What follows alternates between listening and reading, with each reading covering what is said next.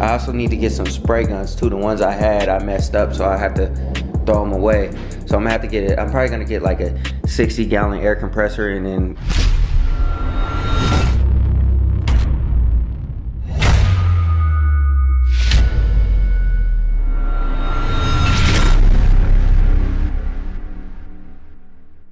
Grind Schoolers, it's your boy Rob, and we back in the shop today. So today we're gonna take the Impala for a spin. I didn't get to go ahead and throw the fenders on yet because I'm still working on trying to get the parts for the antenna. So what I'm gonna do is I'm gonna hook up the battery. I'm gonna go ahead and go to a parking lot, go over some speed bumps, see how it goes. I'm sure there might be a little bit of rubbing, but we'll see. So I'm gonna take it on that test drive, and then if there is rubbing, I'll continue to keep banging out the fenders and make it so that it doesn't rub, and then we'll put everything back together or whatever. I kind of don't want to put the fender on until I fix the antenna situation.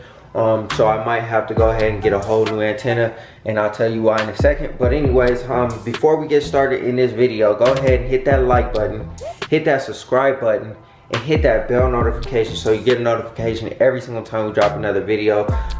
Thank you guys for the love, thank you guys for the support. Let's go ahead and keep running it up, man. Let's go ahead and keep running it up. I'm gonna keep trying to do my job and give y'all content, you know what I'm saying? So let's go ahead and do that. And yeah, so let me go ahead and hook up the battery and see what's going down, and then we'll go ahead and clean it off and then take it for a spin. So let's get to it.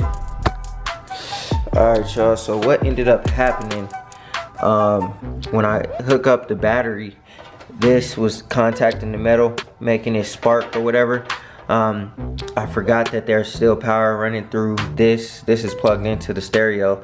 So what I'm gonna have to do is probably put that old antenna back on for the time being, just so that, you know what I'm saying, I can take it for a spin and drive around, and then we'll figure out what we're gonna do with the new antenna once we're done. I'm gonna have to go with a new antenna because I guess the old antenna goes and runs inside the motor, and I pulled the little string out. So we're gonna probably have to go with a whole entire new one. I thought I could just replace the motor, but that's not the case. So yeah, but that was sparking, making me nervous. So we're gonna go ahead and throw the old antenna back on there, and then we'll get this car on the road.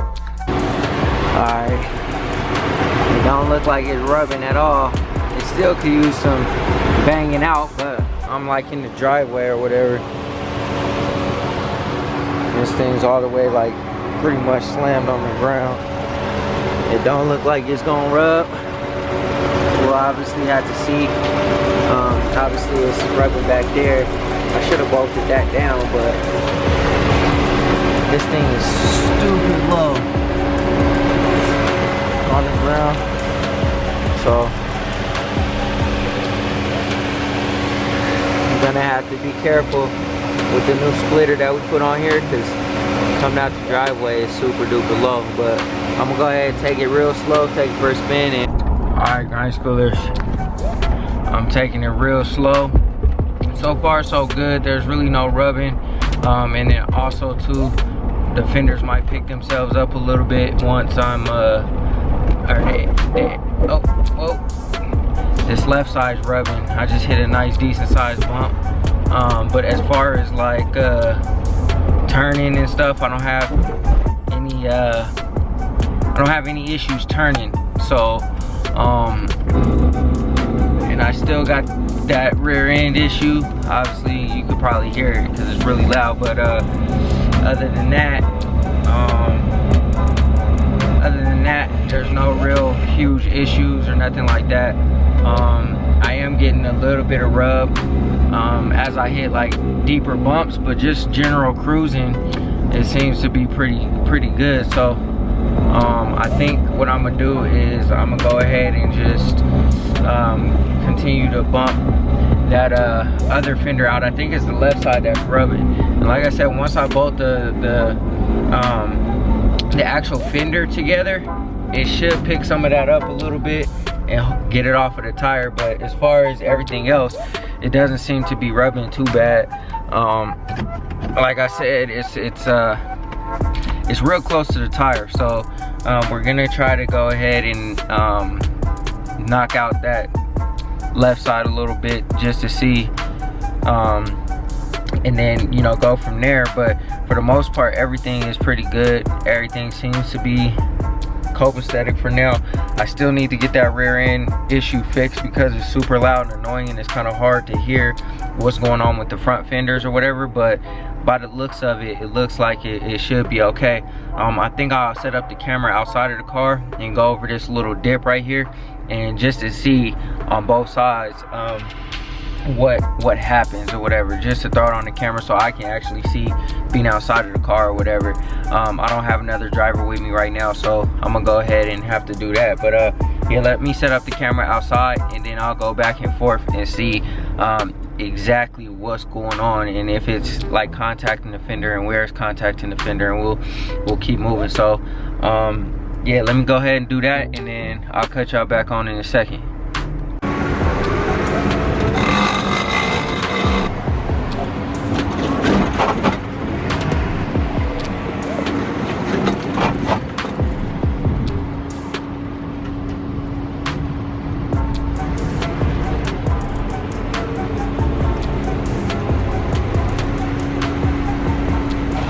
Yeah, so we still got a little bit of rub.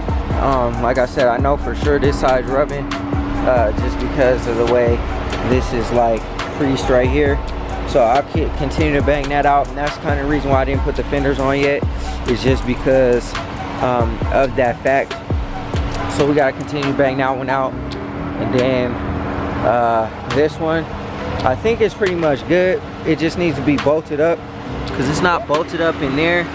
And you know what I'm saying, once I bolt it to the fender, hopefully it pulls it out a little bit. I guess it's like really literally right on the tire or whatever. My finger is like being able to stuff up in there, but that's if I pull it up. So we might try to bang that one out some more too, just try to make like a little bit more of a dent to like pull it out or whatever. So we might do that. But yeah, I finally got her out for a drive. Dang, that thing looks mean. Oh my goodness, so mean. Even without the fenders on it, man, that thing looks so killer. You know, like I said, I'm gonna just take it slow today, just for the simple fact that, you know, I don't want to mess nothing up. But yeah, you know, she looks so clean, man. Got that jewelry on the back. All we need to do is get them coil springs back there, get those out of there, you know, get the lower control arm out of there, upper control arm. But everything else, man, is magnificent. So other than the paint and everything, man, I love these 95, 96 Impalas, man. They're incredible, incredible cars, man. She's nice and quiet. I know I got some leaks or whatever, because there's a bunch of antifreeze and transmission fluid in the garage. But hey, that's not a huge issue. I should get one of my homies to come through and drive the car for me, so I can see like really actually what's going down. But man, ooh wee. I don't know if y'all could tell on camera how big or wide those back tires are, but they're 315s on the back. 315s, I think they're like 11 inches. The rim is like 11 inch, 11 or 11 and a half wide. And that it's just so perfect. Yeah, I guess as long as I don't hit a huge bump or nothing, I should be good, like driving the car. With me turning and all that kind of stuff, it's not too bad. But you know, she's nice and quiet, purring. It's my old project car, yo. I love it, I enjoy it. So yeah, I had to hook up the antenna, the broken piece. I broke the motor, so you know that's trash, but the antenna piece I put on there so that it doesn't spark no more. Just temporarily till, like I said, I could address that issue, you know. And then, like I said, we got to sand down some more parts of the car. get everything all situated. Probably next video, I'm gonna take this bumper off and make my mold for the bottom splitter and fix that corner piece right there. But other than that, man, been doing the body work, getting it all together. So, you know, she's coming together. I can't wait till, you know, everything is all done and completed so I can get this exhaust on here, because if you hear it, it sounds real quiet. It's like whispering, you know what I'm saying? But yeah, let's go ahead and get this thing home. And then I don't think I'm gonna do nothing on it today. I don't think I'm gonna bang on it or do nothing, just because I really kind of don't feel like it. Maybe later, but there's a lot more work that needs to be done, and then we'll take it on another test drive and continue to test until it's just right. But for now, I guess that's gonna be it, man. I'm gonna stop talking and get this thing home. We still gotta address these doors on this side, which I might do. Matter of fact, now I think about it, I might do that sometime this week. Address this side, the doors on this side. I won't even say this week, let me not say that, but you know, still gotta fix this dent that was there. Still got a little bit of work to massage that out, but yeah, for the most part everything is solid. So let's go ahead and get this thing home, and then we'll go from there. All right, so it looks like we'll be good turning on this side. It's not rubbing at all on this side, so we might be good there. But this side is still contacting it's like still right up on top of the tire, so I might have to hit it with some heat. I've been banging on it, so I might have to hit it with some heat, which I'm gonna do. And I'm gonna pull this whole edge out as far as I can get it, and then I'll work it back from there. And then we should be good to go. I'll throw these fenders back on and we'll be done. All right, as far as like the ride though, those springs and the new shocks or whatever, don't make a huge difference as far as like how stiff the ride is. I know sometimes when you lower the car it gets a little bit more stiff, but nah, the ride is still comfortable. Like I kind of figured it would be, just because of the simple fact that you know, this car is a big boat and it rides smooth anyway. But yeah, it still rides. I can't tell the difference in the ride as far as, you know, it being more stiff or more loose or whatever you want to call it. But yeah, I think it's actually pretty good. It's pretty decent. So I don't have any complaints about like the stiffness in the ride or nothing. So if you're gonna, you know, lower your Impala or Caprice or whatever, I recommend, you know, if you're gonna go with springs instead of coilovers or something, you know, I kind of recommend, you know, the Beltec shocks or Beltec springs, because like I said, I can't tell the difference at all. It's not like the car is like rigid and it's not comfortable. It still feels like a nice couch, you know. I'm not really getting on it and trying to hit bumps too hard, just because of the simple fact that it still is rubbing a little bit. But yeah, other than that, you know, there's really no issues with turning or nothing like that. So we're gonna go ahead and get the car in the garage, and then we'll talk about it a little bit more. We still got a few leaks to address. Like I said, it's leaking coolant and transmission fluid. I don't know where it's leaking coolant from. I got a hunch it's coming from the water pump, but we'll see. If not, or if it is, we'll just change the gaskets and we'll be good to go. The car purrs, it sounds amazing. Doesn't have no hissing, no ticking, but you can see where it was like rubbing at on the tire from the dirt. So wherever that contact point is, the lowest point on here, I'll probably pull out so that the bolts kind of stay the same or similar or whatever. So probably right around in this area is what we'll pull out. Like I said, it probably won't even be today. It definitely won't be today, but maybe sometime this week. It might be warm enough for me to go ahead and do that.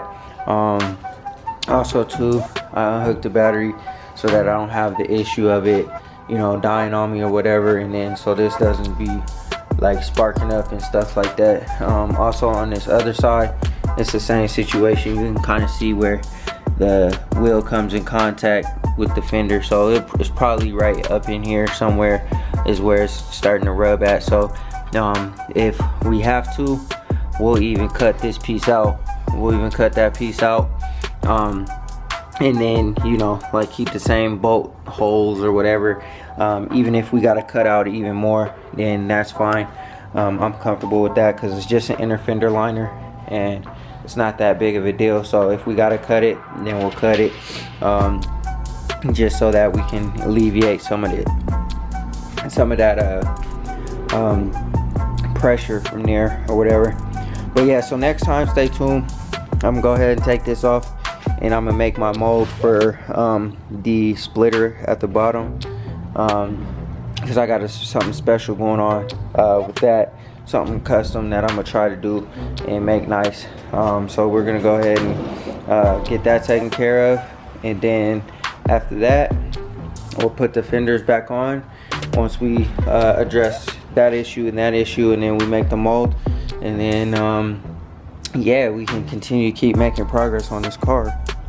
Alright, grind schoolers, that's gonna do it for today's video. I hope y'all enjoyed it. We finally got the Impala on another ride. It's been a while since I've been able to drive this car because, as you guys know, if you're watching the channel, I did get hurt, so I had to stop for a little while. And then today is like my actual first, not my first drive, because I did take it around the block or whatever, and that's when I found out that this thing was like sparking. But I did get to take it out, take it around the streets or whatever, go to a parking lot to see if it's like actually indeed rubbing and stuff. And we still do have a little bit of massaging to do on those inner fenders. Other than that, man, I'm so happy about the way the progress on this Impala is going. At this rate, this car will be ready by next summer. And I know that sounds like a long time, and I don't mean like ready to like drive or roll or nothing like that. That should be ready soon, because I think all I need is a new computer. Like I said, to do these fenders and stuff like that, that's like a day's worth of work. What else? I need to get my emissions, get the tags, and it needs a rear end. So the rear end will probably come in December. I'll probably send it out to get the gears done. And then after that, it's on to paint. So paint in the spring, once it warms up again. And then after that, the car will be ready to roll. Yeah, like I said, not ready to be like driving on the road and stuff. I can still drive it and still move it and stuff like that.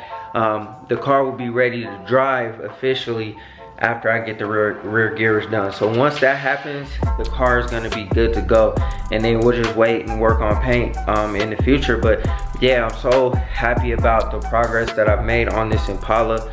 I've done so much work to it, like literally you guys don't even know all the work that's done on this car, just because of the simple fact that, you know, I don't think I've shown everything that I've done to the car, especially last year when I first got it. I have like one video of the damage that was done, and other than that, you know what I mean, like I pretty much have redone all the things that matter. So anyways, man, I'm not gonna keep talking. I hope y'all enjoyed the video, man, and it would mean the world to me if y'all would hit that like button, hit that subscribe button if you enjoy the content.